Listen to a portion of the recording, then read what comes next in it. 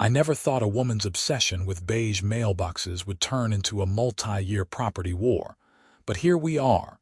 And honestly, I came out on top in ways she never saw coming. My name is Aaron Davidson, and I'm a 34-year-old real estate investor based in Riverside, California.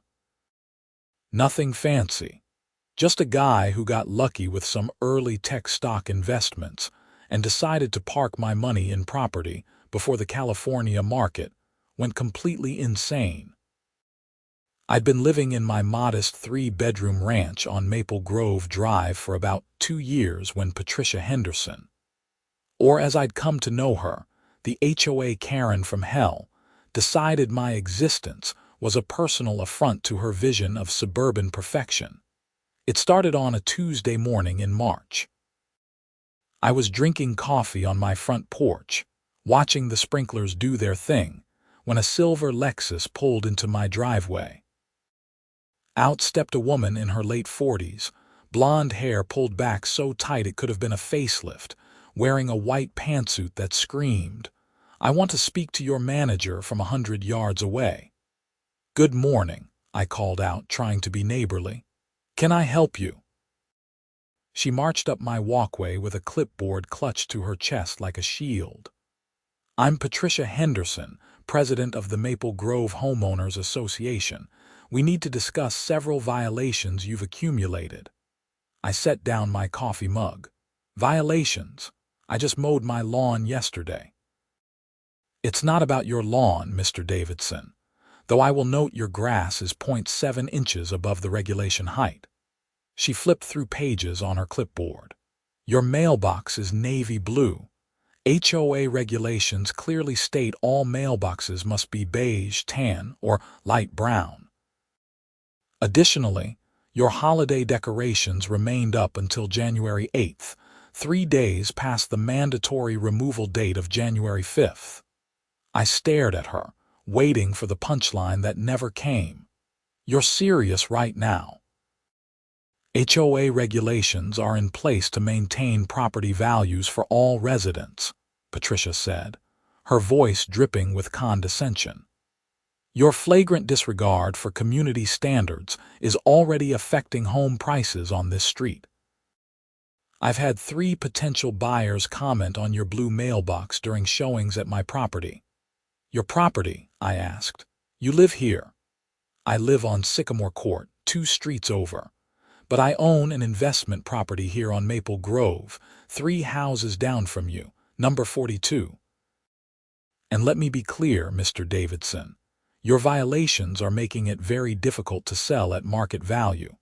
I've already had to reduce my asking price by $5,000, and I hold you personally responsible." The audacity of this woman was almost impressive. "So let me get this straight. You're upset that my navy blue mailbox, which looks almost identical to beige in certain lighting, is somehow tanking your property value. Have you considered that maybe your house is overpriced?" Patricia's face flushed red. "I've been in real estate for 23 years. I know exactly what properties are worth.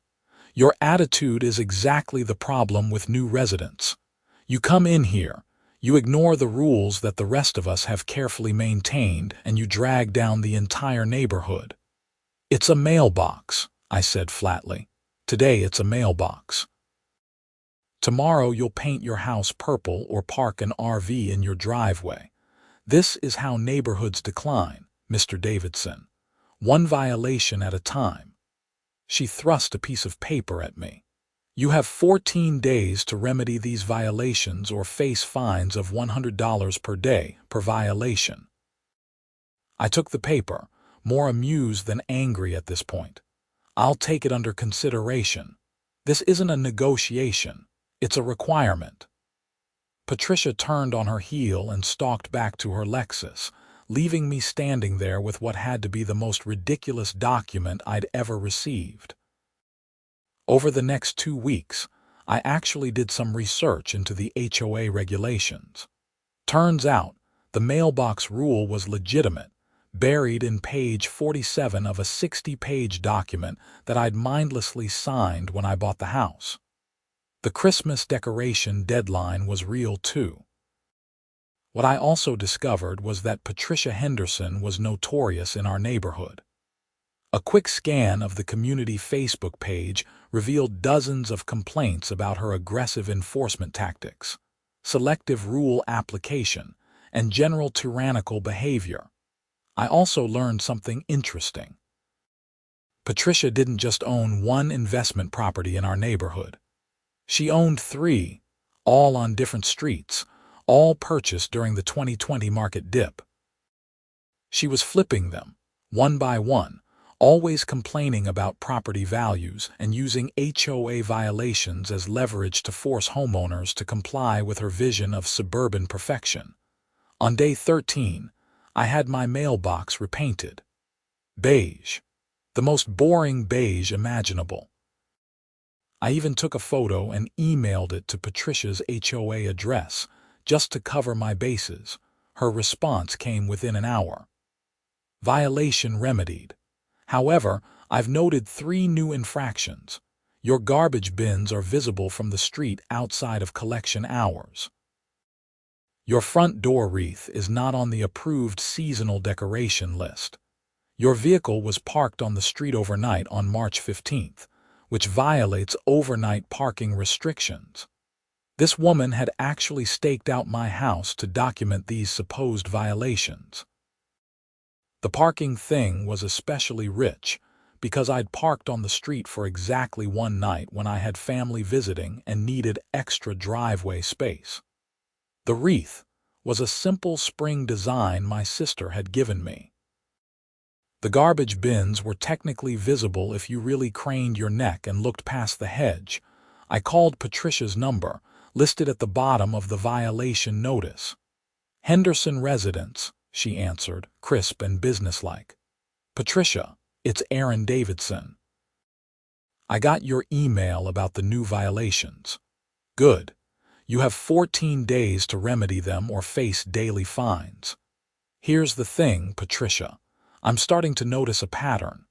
Every time I fix one violation, you find 3 more, almost like you're deliberately targeting me. I enforce HOA regulations equally across all residents, she said, her tone suggesting she'd rehearsed this line many times. If you feel you're being singled out, perhaps you should examine your own behavior and compliance record. I've talked to other neighbors. You don't send them violation notices for every tiny infraction. Mrs. Chen, 3 doors down, has had the same non-regulation pink flamingos in her yard for 6 months. The Rodriguez family has a basketball hoop that definitely isn't in the approved locations list. But somehow, you only seem to notice violations at my property. Patricia's voice went cold. Mrs. Chen and the Rodriguez family are valued, long-term residents who understand and respect our community standards. You, Mr. Davidson, have proven yourself to be hostile to those standards from day one. Perhaps if you'd shown more respect initially, we wouldn't be having this conversation. This is harassment, I said, keeping my voice level. This is enforcement. There's a difference. 14 days, Mr. Davidson. The fines are automatic and will be placed as a lien on your property if unpaid. She hung up. I sat there, staring at my phone, feeling anger build in my chest. But anger wasn't going to solve this problem. Patricia Henderson was clearly on a power trip, and she was using her position as HOA president to wage a personal vendetta. The question was, what could I do about it? That evening, I drove past Patricia's investment property on Maple Grove Drive, number 42. It was a nice house, probably built in the early 2000s, well-maintained with professional landscaping. The for sale sign in the front yard listed it at $549,000, which seemed about right for the neighborhood. Patricia's listing photo was prominently displayed on the sign, her tight smile radiating barely concealed superiority. An idea started forming in my mind. A crazy idea, probably. But the more I thought about it, the more it made sense. I made some calls the next day. First to my financial advisor, then to my real estate attorney, then to a friend who worked as a buyer's agent. By the end of the week, I had a plan that was either brilliant or completely insane. Probably both. Patricia wanted to complain about property values. I'd give her something real to worry about. Through my buyer's agent friend, Marcus Chen, I made an offer on Patricia's investment property. Not a lowball offer, nothing that would raise suspicions. A solid offer at $535,000, reasonable enough to be taken seriously, low enough to suggest I'd done my market research. The key detail: Marcus submitted the offer on my behalf through an LLC I'd set up specifically for real estate investments. Patricia would have no idea I was the actual buyer unless she dug really deep, and there was no reason for her to do that. The offer went through her listing agent. 2 days later, Marcus called me back. "She accepted," he said, sounding almost surprised. "She countered at 540, you accepted, and we're moving forward. Inspection scheduled for next week." I felt a surge of satisfaction. Perfect. Let's keep this moving fast. All cash offer, no financing contingencies. You sure about this, Aaron? That's a lot of cash to tie up just to mess with your HOA president. It's not about messing with her, Marcus. It's an investment. Property values in Riverside are only going up. Plus, I've got plans for that house that'll make it worth my while. The inspection went smoothly. The house was in good shape, just as I'd expected. Patricia had put some money into updates before listing: new appliances, fresh paint, refinished hardwood floors. We closed in 3 weeks, which had to be some kind of record. All cash deals moved fast, especially when the seller was motivated. I didn't tell Patricia I was the buyer. In fact, I made a point of continuing to live my normal life at my house on Maple Grove, now meticulously compliant with every ridiculous HOA regulation she could throw at me. I'd removed the wreath, moved my garbage bins behind the fence, and never parked on the street. I wasn't going to give her any ammunition. The day after closing, I drove past number 42 Maple Grove with my keys in hand. My property now. The satisfaction was immense, but I wasn't done. Not even close. Patricia lived on Sycamore Court, 2 streets over.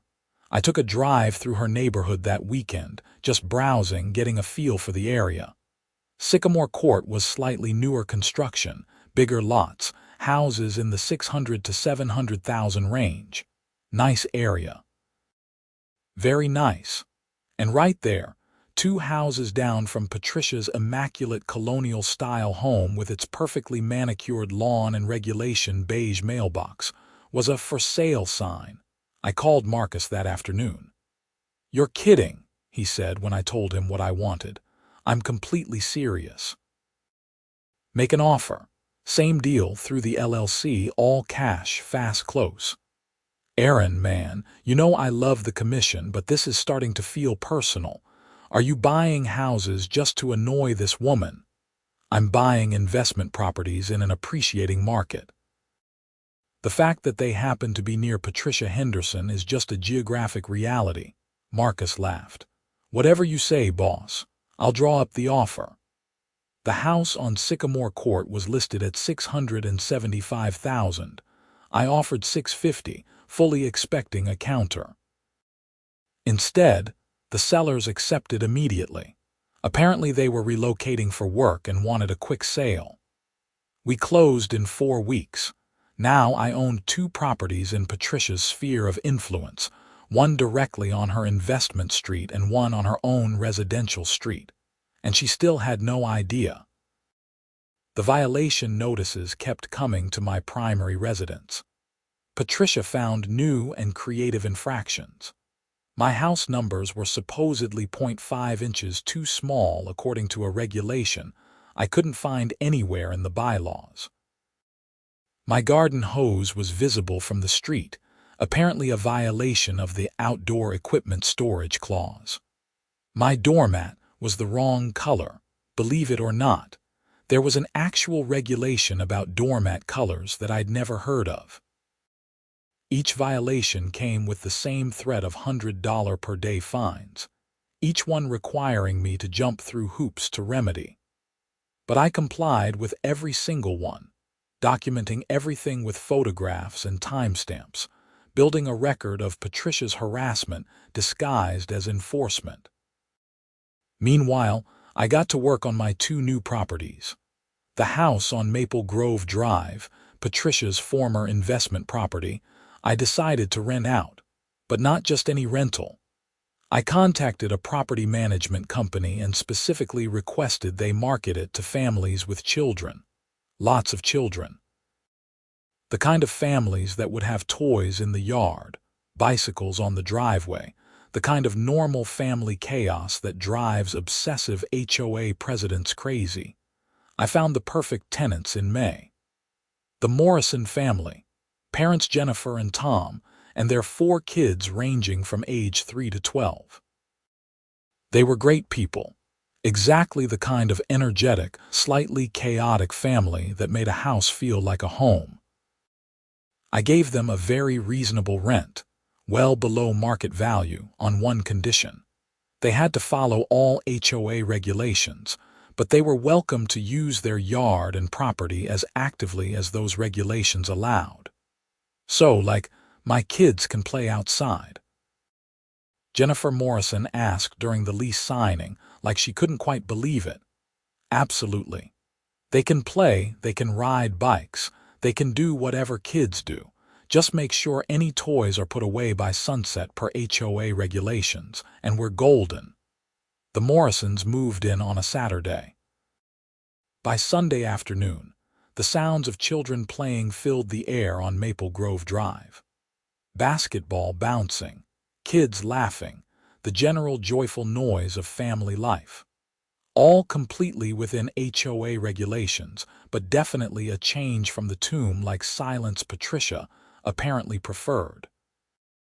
I got the call from her on Monday morning. "Mr. Davidson, we need to discuss your rental property." My what? I played dumb, which was easy since she wasn't supposed to know the connection between me and the LLC that owned the property. Don't play games with me. I've done my research.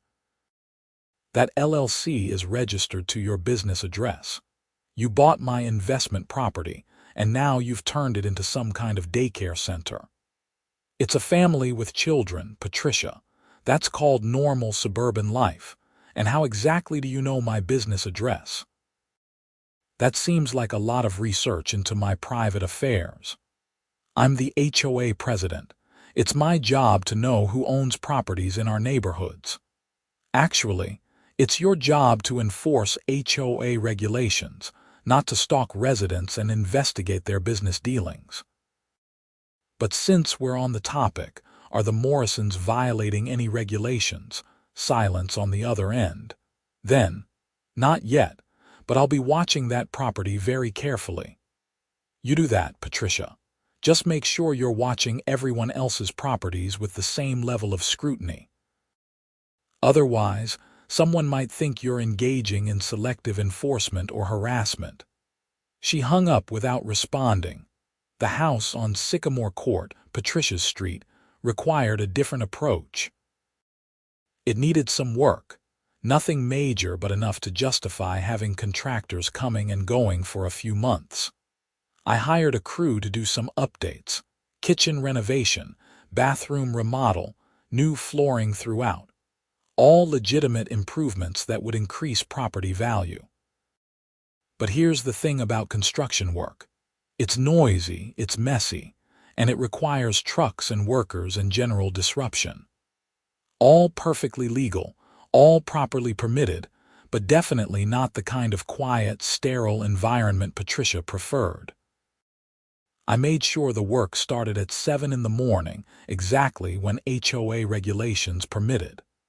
The sound of circular saws and hammering drifted down Sycamore Court every weekday for 6 weeks. I wasn't there to see Patricia's reaction, but I heard about it from the contractors. "Yo, some lady came by yesterday," my foreman Rick told me during a site visit. "Blonde, uptight looking.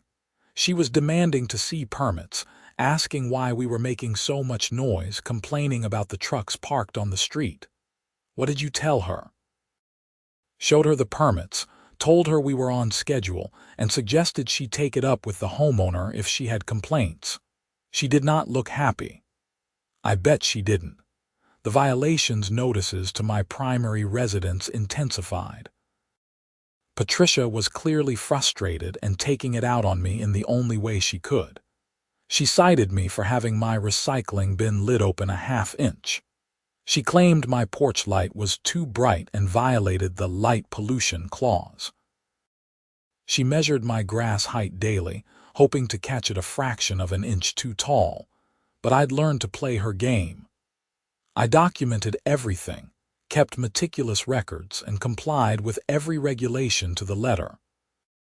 I also started attending HOA board meetings, which were held monthly at the local community center. Patricia did not look pleased to see me in the audience. "Mr. Davidson," she acknowledged coldly during the open forum portion of the meeting, "do you have concerns to address?" "Just here to observe and stay informed about community matters," I said pleasantly. "It's important for homeowners to be engaged with HOA governance." The other board members, a retired couple named George and Linda Freeman, and a younger guy named Scott Miller, seemed uncomfortable with the tension between Patricia and me. I'd done some research on them too.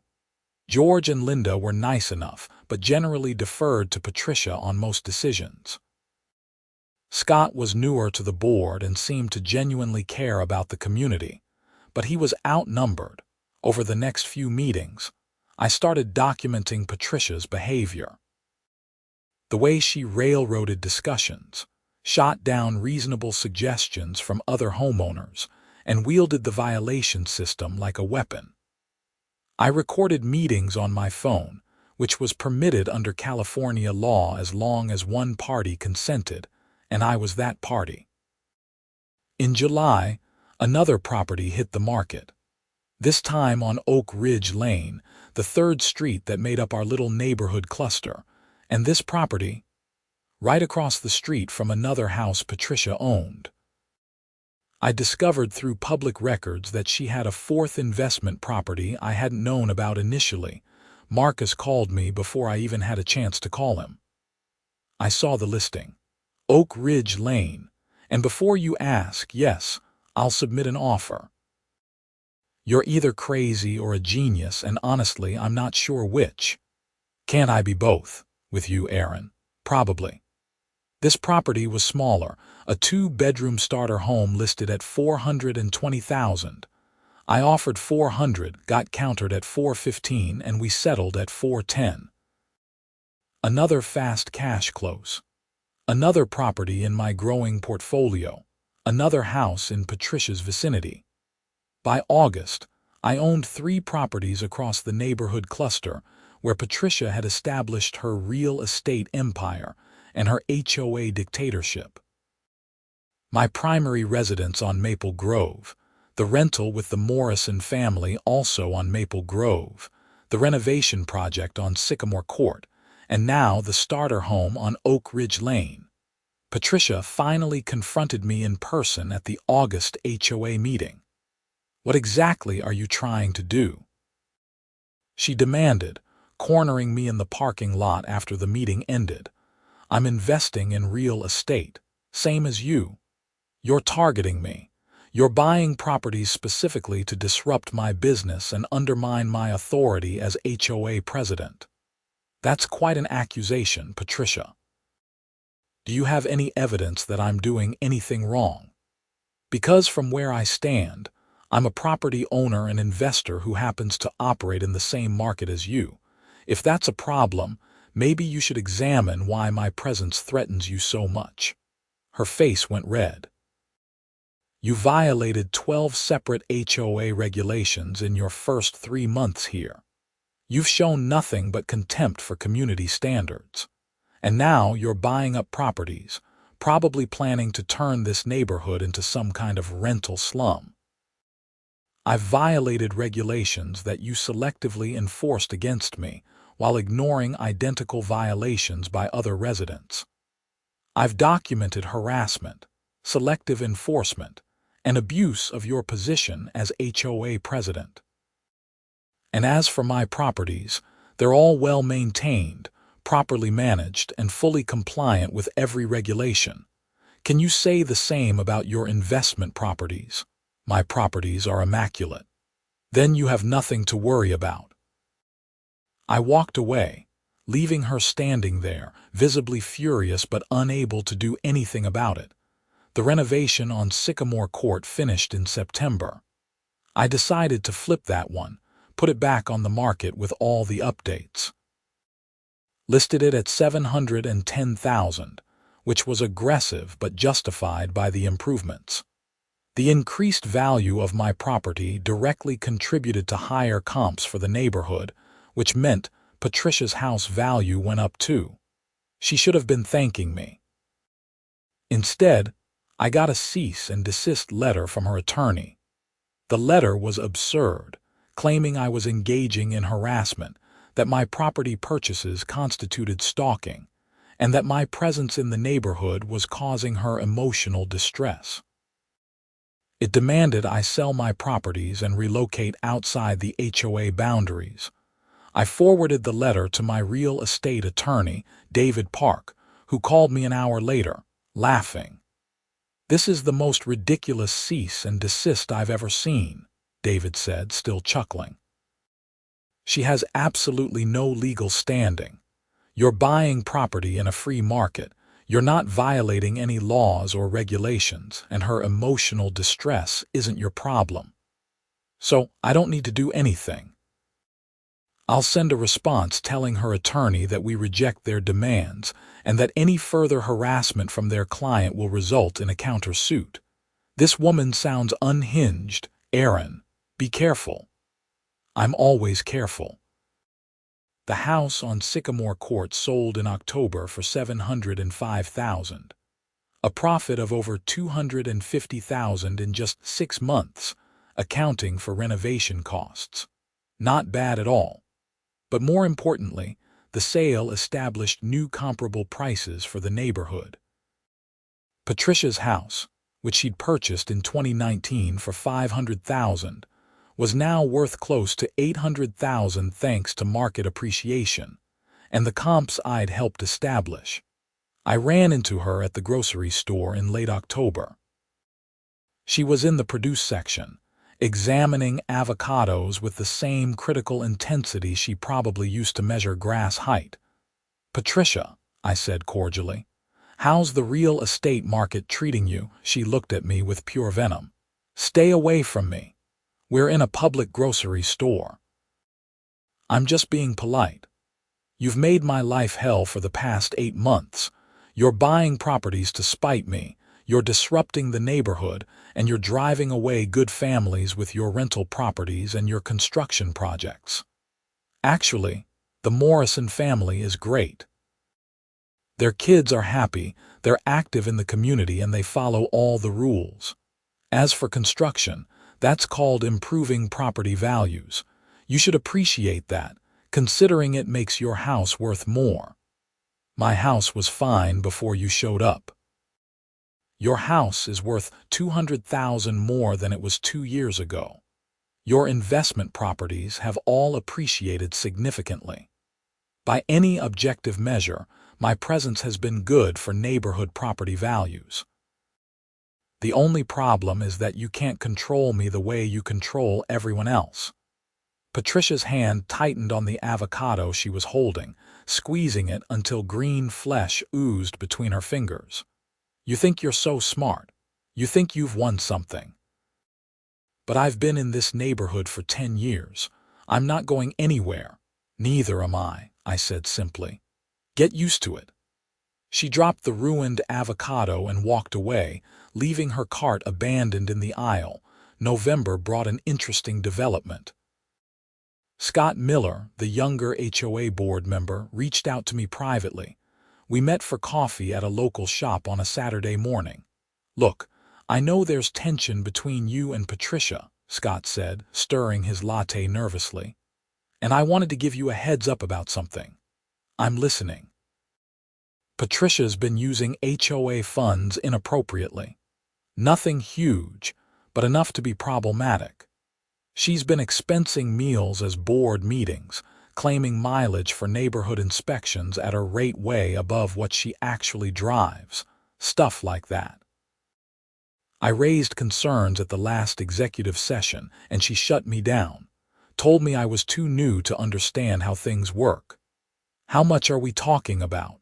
Over the past 2 years, probably $15,000, maybe $20,000. Small amounts each time, but it adds up.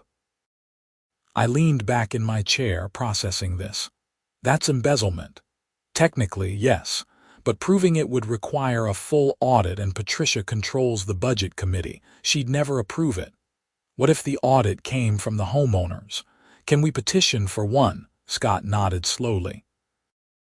According to the bylaws, if 15% of homeowners sign a petition requesting a financial audit, the board has to comply. But good luck getting people to sign. Patricia has intimidated most of the neighborhood into submission. Leave that to me. Over the next 3 weeks, I went door to door with a simple petition requesting a financial audit of HOA funds. I explained it as basic transparency, good governance, making sure everyone's dues were being used appropriately. I didn't mention Patricia specifically, didn't make it personal. Just presented it as common sense oversight. Most people signed immediately. Turns out, Patricia had terrorized so many residents with her violation notices and power trips that they were eager for any opportunity to push back. Mrs. Chen signed. The Rodriguez family signed. Even George and Linda Freeman, the other board members, signed after I explained it was just about financial transparency. I needed signatures from 30 households to reach the 15% threshold. I got 47. I submitted the petition at the December HOA board meeting, standing up during the open forum with a thick stack of papers. I'm presenting a formal petition, signed by 47 households, requesting a comprehensive financial audit of HOA funds for the past 3 years. Per Section 12, Article 4 of the HOA bylaws, the board is required to comply with this request and must engage an independent auditor within 30 days. Patricia's face went pale, then red, then pale again. "This is highly irregular." "It's completely within the bylaws," I countered. "And it's good governance. I'm sure the audit will show everything is in order, right?" Scott Miller spoke up, bless him. "Actually, I think this is a great idea. Transparency is important. I move that we approve the audit and begin the process of selecting an independent auditor." George Freeman, looking uncomfortable but seeing the writing on the wall, seconded the motion. Patricia was outvoted 3-1 with only herself opposed. The audit took 2 months. During that time, Patricia's behavior became increasingly erratic. She issued violation notices for the most absurd infractions imaginable. Someone had a car parked in their driveway pointing the wrong direction. Someone's Christmas lights were the wrong shade of white. Someone's lawn had a brown patch, which apparently violated the aesthetic standards clause. She went after the Morrison family especially hard, citing them for toys in the yard, for bikes on the driveway, for children's chalk drawings on the sidewalk. Each time, I helped the Morrisons respond with photographic evidence that they'd remedied the issues within the required time frame. Each time, Patricia came back with new violations. "This is ridiculous," Jennifer Morrison told me in January, frustrated and exhausted. We love this house and the neighborhood is great, but this woman is making our lives miserable. The kids are afraid to play outside because she's always watching, always waiting to cite us for something. Just hang in there a little longer, I told her. Things are about to change. The audit results came back in February, exactly 1 year after Patricia had first appeared in my driveway with her clipboard and her attitude. The auditor presented findings at a special board meeting held on a Wednesday evening at the community center. The room was packed, more residents attending than I'd ever seen before. The auditor, a middle-aged man named Richard Torres from a reputable accounting firm, presented his findings with professional detachment.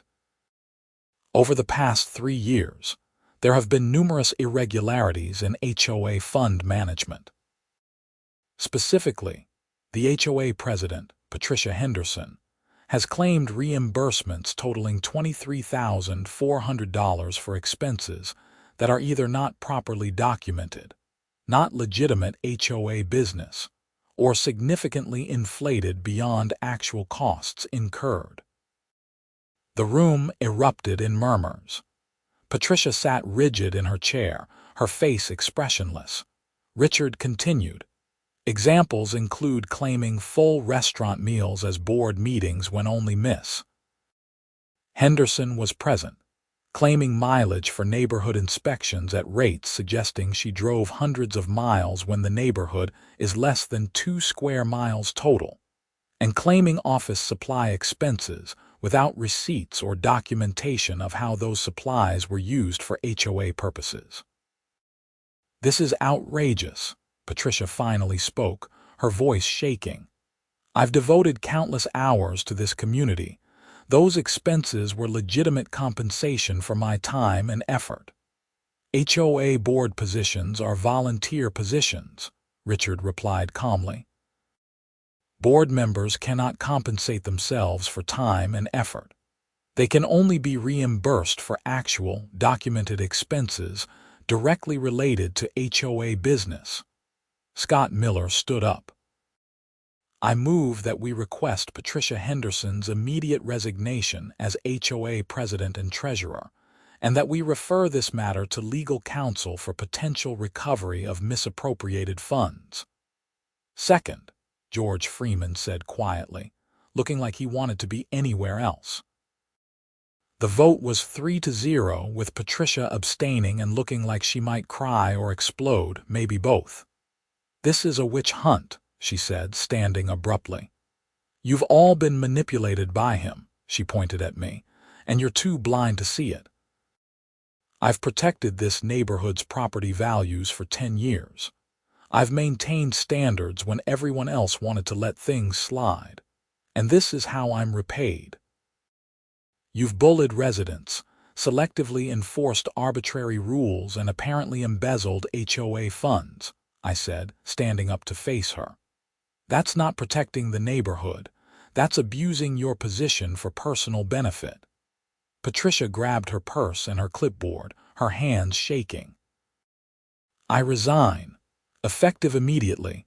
You can all watch this neighborhood fall apart without me. And you, she turned to me one last time, I hope you're happy. You've destroyed everything I built here. No, Patricia. I just stopped letting you destroy everything everyone else built. She walked out of the community center, and I never saw her at another HOA meeting again. But the story doesn't end there. Over the next month, word spread through the neighborhood about Patricia's financial improprieties and her resignation. The HOA board elected Scott Miller as the new president, and he immediately began reforming the violation system, implementing consistent enforcement across all residents, and reducing the petty infractions that had made Patricia so universally despised. I attended a board meeting in March where Scott proposed a new policy. Violations would only be issued for legitimate issues that actually affected property values or neighborhood safety, not for trivial matters like mailbox colors or Christmas decoration removal dates being off by a couple days.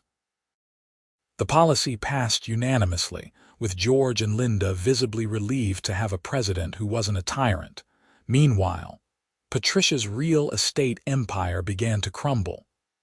In April, I noticed her fourth investment property, the one on Oak Ridge Lane across from my starter home, hit the market.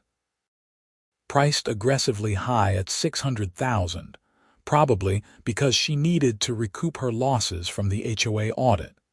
It sat on the market for 3 months with no offers. Too expensive, especially with cheaper options available, like the rental properties I owned that occasionally came up for sale when I decided to flip them. In July, Patricia reduced the price to $575. Still no offers. In August, $550. Finally, she got an offer. From me, through an LLC, because apparently I couldn't help myself. I offered $525, she countered at $540, and we settled at $535. Another property in my portfolio, another piece of Patricia's empire transferred to my ownership. But the really interesting thing happened in September. Patricia's own house on Sycamore Court, her primary residence, went up for sale. I didn't buy it. I'd made my point, and honestly, I had enough properties to manage at this point. But I did watch the listing with interest. Priced at $795,000, it was a beautiful house, meticulously maintained with all the obsessive attention to detail that Patricia had demanded from everyone else. It sold in 6 weeks for $780 to a nice family from San Diego. The husband worked in tech, the wife was a teacher, they had 2 young kids. Exactly the kind of normal, slightly chaotic family that Patricia had spent years trying to keep at arm's length. I ran into Patricia one last time in October, nearly 2 years after our first confrontation. She was at a gas station, filling up a U-Haul truck. She looked tired, older somehow, the rigid intensity replaced with something that looked like defeat. "Moving?" I asked, pulling up to the pump across from her. She looked at me for a long moment. "Arizona. My sister has a condo in Scottsdale. She's letting me stay there while I figure things out." "I'm sorry it came to this," I said, and I meant it. Despite everything, I took no pleasure in seeing someone so thoroughly defeated. "No, you're not. You wanted this. You systematically dismantled everything I built here." "I didn't dismantle anything, Patricia. You did that yourself. I just stopped letting you bully me and everyone else. If you'd treated people with respect, if you'd enforced rules consistently and fairly, if you hadn't embezzled HOA funds, none of this would have happened." She finished pumping gas and started to get back in the truck. Then she paused. "You know what the worst part is? You were right. About the property values. Every house you bought, every renovation you did, every family you brought in, they all increased values. The neighborhood is worth more now than it ever was when I was in charge. I thought control was what mattered, but I was wrong."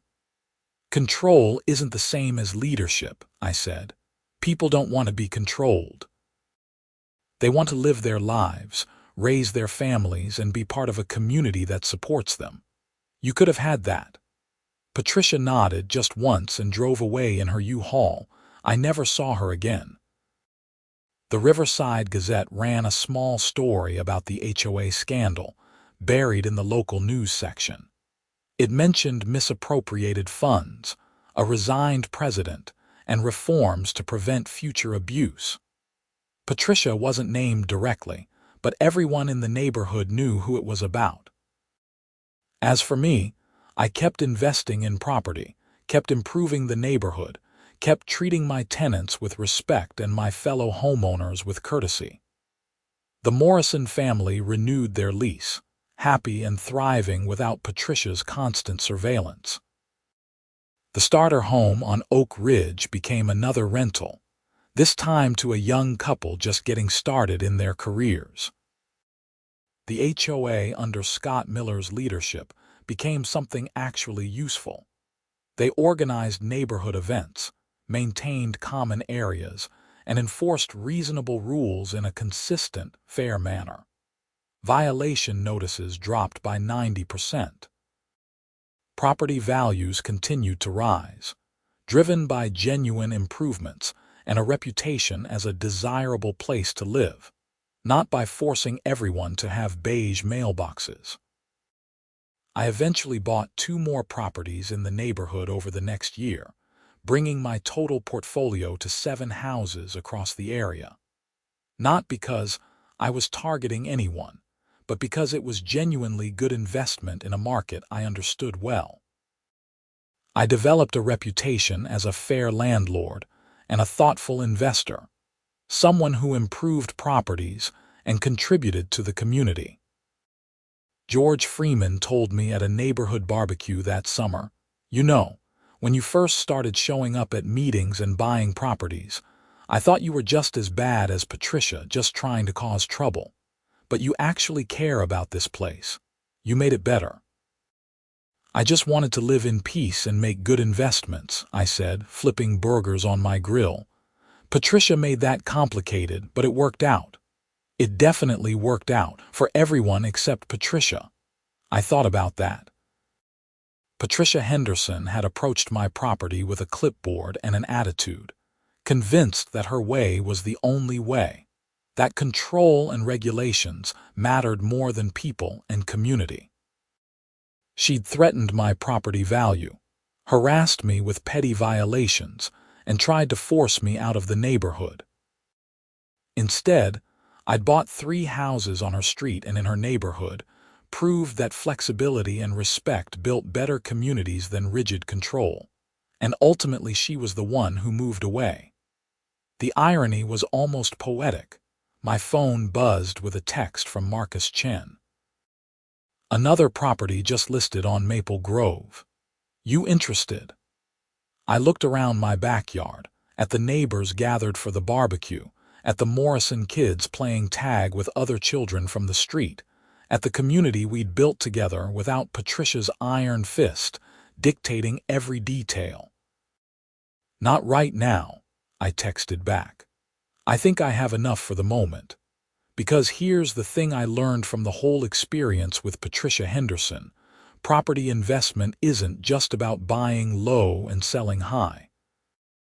It's about understanding what makes a community valuable, what makes people want to live somewhere, what transforms houses into homes and neighborhoods into places worth protecting." Patricia had believed that value came from control, from forcing everyone into her narrow vision of perfection. But real value comes from flexibility, from allowing people to live authentically while maintaining reasonable standards, from building community rather than enforcing conformity. The houses I bought weren't weapons in a personal war, though they certainly functioned that way initially. They were investments in a community I'd come to genuinely care about. The fact that they happened to drive Patricia away was just a side effect of proving that her approach had been wrong all along. 3 years after Patricia's blue mailbox crusade, I stood in my front yard, my original house on Maple Grove Drive, looking at my navy blue mailbox. Well, it was beige now, had been since that first violation notice. But Scott Miller, in one of his first acts as HOA president, had amended the regulations to allow homeowner choice in mailbox colors within a reasonable aesthetic range. I'd repainted it navy blue the next week, not because I was trying to make a statement, but because I actually liked navy blue. And this time, there was no violation notice, no threatening letter, no clipboard-wielding tyrant in a white pantsuit showing up to lecture me about property values. Just a mailbox in a color I liked, in a neighborhood where people were free to live their lives without fear of arbitrary punishment for minor infractions. Patricia Henderson had threatened my property value and tried to force me out. Instead, I'd increased property values across the entire neighborhood, improved community standards through reasonable reform rather than tyrannical enforcement, and built a real estate portfolio that generated excellent returns.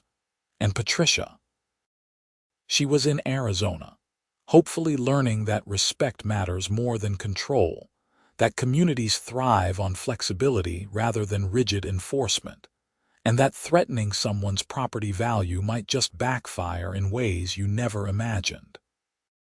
I checked my investment spreadsheet that evening, reviewing my properties, my tenants, my equity positions. 7 houses across 3 streets, all appreciating steadily, all well managed, all contributing to a neighborhood that had become genuinely desirable not because of forced conformity, but because of authentic community. The Morrison kids were playing basketball in their driveway, the sound echoing down Maple Grove. Mrs. Chen's pink flamingos still stood in her yard, and nobody cared because they were cheerful and harmless. The Rodriguez family's basketball hoop remained in its technically non-compliant location, and life went on. My phone rang. It was David Park, my real estate attorney. "Aaron, interesting development. Remember that cease and desist letter Patricia's attorney sent you? How could I forget?" Her attorney just sent a formal apology. Apparently, Patricia never paid his bill, and when he investigated the situation more thoroughly, he realized how absurd the claims were. He's concerned about potential bar complaints for filing frivolous demands. I laughed. Tell him no hard feelings. We all get difficult clients sometimes. After hanging up, I poured myself a drink and sat on my front porch, the same spot where Patricia had first confronted me with her clipboard and her accusations. 2 years felt like a lifetime ago. A car pulled up and Jennifer Morrison climbed out with grocery bags. Her kids ran over to help and she waved at me. "Hey, Aaron, we're having a cookout this weekend. You should come by." "I'll be there," I called back. This was what community looked like. Not beige mailboxes and measured grass height and violation notices for Christmas decorations being removed 3 days late. Just people living their lives, helping each other, building relationships that mattered more than any regulation ever could. Patricia Henderson had ruled through fear and control for 10 years. In the 2 years since her departure, the neighborhood had transformed into something genuinely special. Property values were up, not because of enforced uniformity, but because people actually wanted to live here. Families stayed longer, invested more in their homes, participated in community events. The HOA existed to serve the community now, not to control it. Scott Miller had assembled a board that understood the difference, that enforced reasonable rules consistently, while allowing people the freedom to make their houses into homes. I'd learned a lot through this experience. About real estate, certainly, about the importance of documentation and legal protection, about the power of strategic investment. But more importantly, I'd learned about community, about standing up to bullies, about the difference between control and leadership. Patricia had threatened my property value with her first violation notice, setting in motion a chain of events that ended with her leaving the neighborhood entirely. The irony was that she'd been wrong from the start. My navy blue mailbox had never threatened anyone's property value. Her tyrannical enforcement, her selective targeting, her embezzlement, those were the real threats to community stability and property values. By forcing me to pay attention, by making me document everything, by escalating our conflict to the point where I started buying properties strategically, Patricia had created her own downfall. If she just left me alone, just enforced rules fairly and reasonably, I would have been a quiet homeowner who occasionally attended board meetings and generally minded my own business. Instead, I became a real estate investor with 7 properties in her neighborhood, a catalyst for HOA reform, and ultimately the reason she moved to Arizona to live with her sister. The autumn air was cooling, bringing that perfect California evening temperature where you could sit outside comfortably for hours. I thought about sending Patricia a message, something gracious acknowledging that despite our conflict, I hoped she was doing well in Arizona. But then I decided against it. Sometimes the best closure is simply moving forward, building something better than what existed before. Patricia was part of the past now, a cautionary tale about what happens when power goes unchecked, when rules matter more than people, when control becomes an obsession. Marcus Chen called the next day with another potential investment property. This time in a different neighborhood, a different HOA, a fresh opportunity. "What's the HOA situation like?" I asked, which had become my first question for any property now. "Seems pretty reasonable. I reviewed their bylaws, talked to some residents. They enforce safety issues and maintain common areas, but they're not crazy about it. Normal people, basically." "Sounds good. Send me the details." Because that's what I did now. I invested in real estate. I built communities through thoughtful property management. I treated tenants fairly and contributed positively to neighborhoods. The situation with Patricia had taught me how to do it right, how to stand up for myself while also genuinely improving the areas where I invested. 3 houses on her street, eventually growing to 7 houses across her neighborhood. What started as a defensive response to harassment had become a genuine passion for real estate investment and community building. Patricia had threatened my property value, but instead, I'd multiplied my property holdings and my equity many times over. The best revenge, they say, is living well. In my case, the best revenge was buying property strategically, improving neighborhoods thoughtfully, and proving that communities thrive on respect and flexibility rather than control and conformity. Patricia Henderson moved to Arizona because she couldn't handle a neighborhood that no longer feared her, that had rejected her vision of what community should look like. I stayed in Riverside, California, building equity, building relationships, and building a life that had become richer and more meaningful through the unexpected conflict she'd started. My navy blue mailbox, now restored to its original color under reformed HOA regulations, stood at the end of my driveway like a small monument to the principle that sometimes the best way to deal with a bully is simply to refuse to be bullied, to document everything, to stand your ground, and to succeed so thoroughly that they have no choice but to leave. Property values in the neighborhood had increased 23% since Patricia's departure. The HOA budget was transparent and properly managed. Families felt safe letting their kids play outside without fear of violation notices. And I had built a real estate portfolio that generated steady income and significant equity growth. All because a woman in a white pantsuit showed up at my house with a clipboard and an attitude, threatened my property value, and tried to force me to comply with her vision of suburban perfection. She lost her position, her reputation, her investment properties, and ultimately her home, forced to move 2 states away to rebuild her life. And I owned 3 houses on her street, eventually 7 across her neighborhood, living proof that sometimes the person who threatens you ends up being the catalyst for your greatest success. Patricia Henderson wanted to protect property values by controlling everyone around her. Instead, she lost everything to someone who understood that real value comes from community, respect, and the freedom to live authentically within reasonable boundaries. The story of HOA Karen who threatened my property value and ended up moving away after I bought 3 houses on her street wasn't really about revenge or property, or even HOA regulations. It was about standing up to abuse of power, about refusing to be intimidated, about building something better than what existed before.